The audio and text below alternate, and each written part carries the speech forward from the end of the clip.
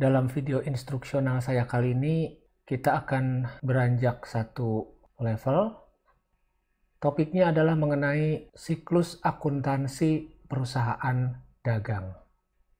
Atau yang di slide, saya mengacu kepada model bisnisnya, yaitu usaha perdagangan atau bisnis perdagangan. Di sini saya perlu menyampaikan kepada Anda sekalian, para pembelajar, bahwa baik perusahaan dagang maupun perusahaan jasa itu sebenarnya sama-sama menjual. Setiap entitas, entah itu organisasi bisnis maupun organisasi nirlaba, pasti punya yang namanya customer. Yang membedakannya di sini adalah untuk usaha perdagangan ini, yang di-deliver atau diserahkan kepada customernya itu berupa barang yang berwujud atau tangible goods.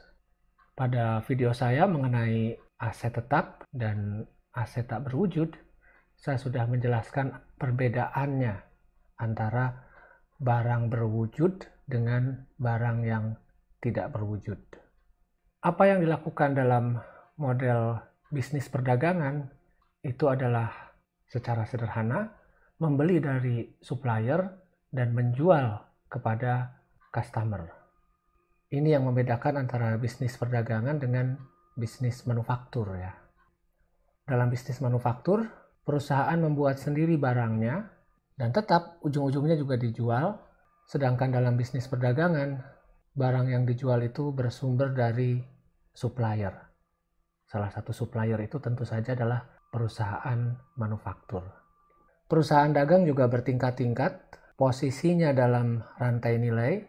Yang paling tinggi misalnya kita sebut pedagang besar. Dia suppliernya adalah perusahaan manufaktur dan customernya adalah sebagai contoh saja distributor-distributor. Level di bawahnya adalah distributor.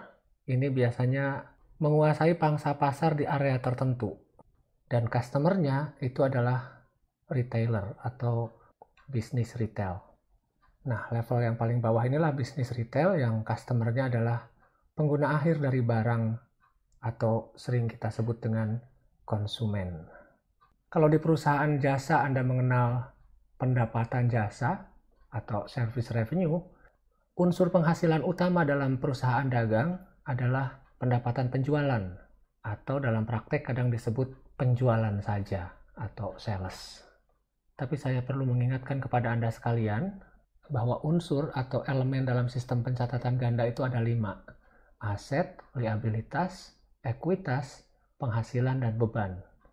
Nah, pendapatan penjualan atau penjualan ini adalah komponen dari penghasilan atau income dalam usaha perdagangan. Karena yang diperjualbelikan dalam bisnis perdagangan ini berupa barang berwujud, detail pengukuran penghasilannya juga berbeda.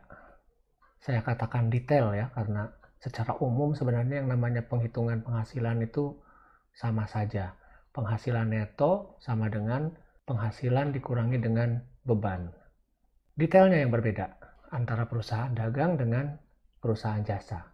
Sebagaimana ditunjukkan dalam slide, komponen beban langsung dalam usaha perdagangan disebut dengan beban pokok penjualan atau yang di masa lalu lebih populer dengan istilah harga pokok penjualan.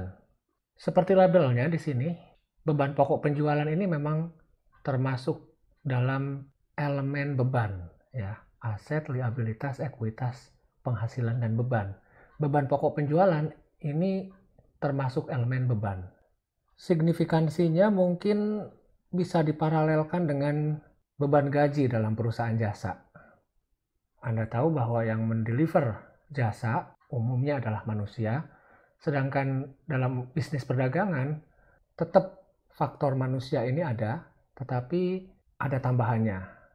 Karena yang dideliver berupa barang berwujud, maka biaya perolehan barang yang benar-benar sudah dikirimkan kepada customer itu kita sebut di sini sebagai beban pokok penjualan.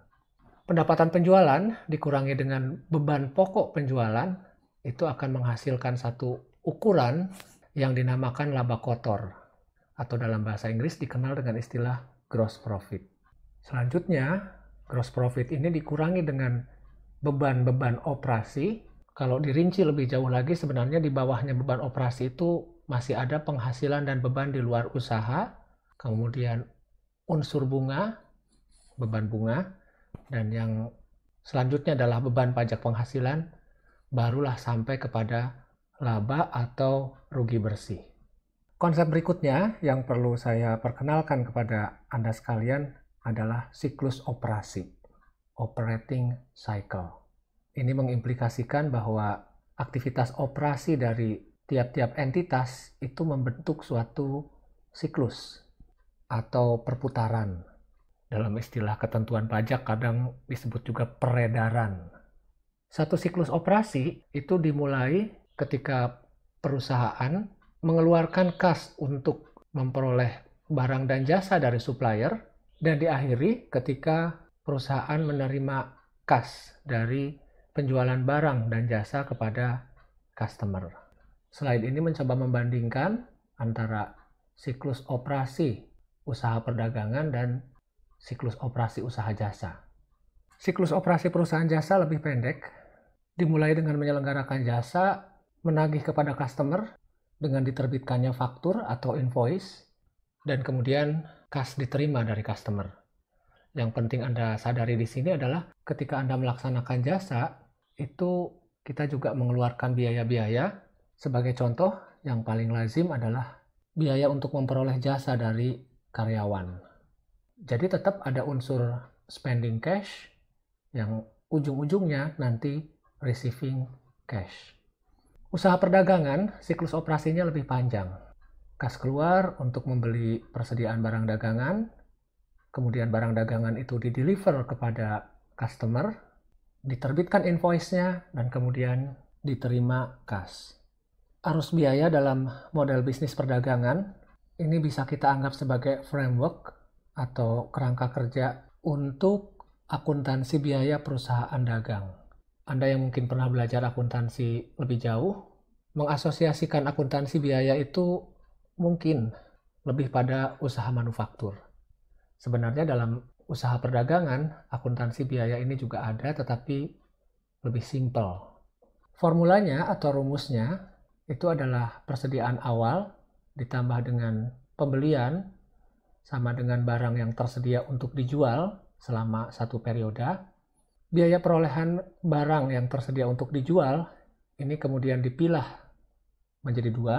Yang pertama adalah biaya perolehan barang yang terjual, yang tadi saya sebut sebagai beban pokok penjualan, dan yang kedua adalah persediaan akhir.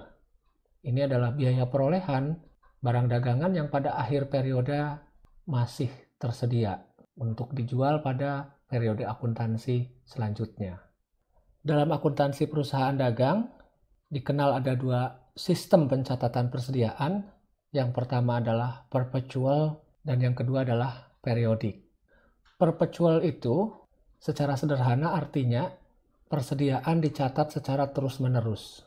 Ketika terjadi pembelian, persediaan barang dagangan di debit, dan ketika terjadi penjualan, persediaan barang dagangan juga dikredit. Sehingga setiap waktu, persediaan itu bisa diketahui saldonya. Beban pengiriman, retur dan pengurangan harga beli, serta diskon pembelian yang diberikan oleh supplier, komponen-komponen ini termasuk inventoriable cost, yang artinya secara sederhana, beban pengiriman atau biaya angkut masuk, retur dan pengurangan harga beli, serta diskon pembelian ini diperhitungkan secara langsung dalam menentukan biaya perolehan persediaan barang dagangan. Dalam sistem persediaan perpetual, penghitungan fisik terhadap persediaan tetap dilaksanakan. Tujuannya terutama untuk merekonsiliasi biaya perolehan persediaan yang benar-benar ada secara fisik dengan biaya perolehan persediaan menurut catatan atau pembukuan. Sistem pencatatan persediaan periodik ini yang di masa lalu lebih populer untuk diperkenalkan kepada pembelajar akuntansi. Dikatakan periodik karena saldo persediaan dan beban pokok penjualan itu hanya bisa diketahui secara periodik. Ketika barang dagangan dibeli dari pemasok, bukan akun persediaan yang didebet, melainkan akun nominal yang namanya pembelian. Mutasi persediaan barang dagangan tidak direkam dalam sistem akuntansi. Anda hanya akan mengetahui saldo persediaan berdasarkan penghitungan fisik atau stock of name yang dilakukan pada akhir periode. Jadi satu-satunya cara untuk mengetahui saldo persediaan itu adalah dengan melakukan stock of name dalam sistem pencatatan periodik ini. Beban pokok penjualan atau harga pokok penjualan itu dihitung berdasarkan rumus. Persediaan awal ditambah pembelian sama dengan barang tersedia untuk dijual, kemudian dikurangi dengan persediaan akhir yang baru diketahui berdasarkan stock of name, ketemulah beban pokok penjualan. Cara ini di masa lalu dianggap lebih praktis, tapi dengan kemajuan teknologi informasi di masa kini, pencatatan persediaan itu bisa dilakukan dengan beragam media, sebagai contoh barcode reader misalnya, ya. Mengakibatkan sistem perpetual itu sekarang tidak lagi bisa dikatakan tidak praktis. Saya secara pribadi lebih prefer terhadap sistem persediaan perpetual karena seperti saya katakan tadi, saldo persediaan dan beban pokok penjualan bisa diketahui setiap waktu. Yang dengan begitu berarti laba kotor juga bisa diketahui setiap waktu. Oke, saya kira untuk pengenalan model bisnis perdagangan dan konsep-konsep dasar yang terkait dengan akuntansi perusahaan dagang, saya cukupkan sampai di sini. Sengaja saya buat video-video yang pendek saja untuk menaikkan tingkat retensi. Karena untuk video tutorial yang sangat serius seperti ini, perlu endurance bagi Anda untuk menyimaknya. Sampai jumpa pada bagian kedua dari akuntansi perusahaan dagang ini yang akan membahas topik mengenai akuntansi pembelian persediaan dengan sistem perpetual.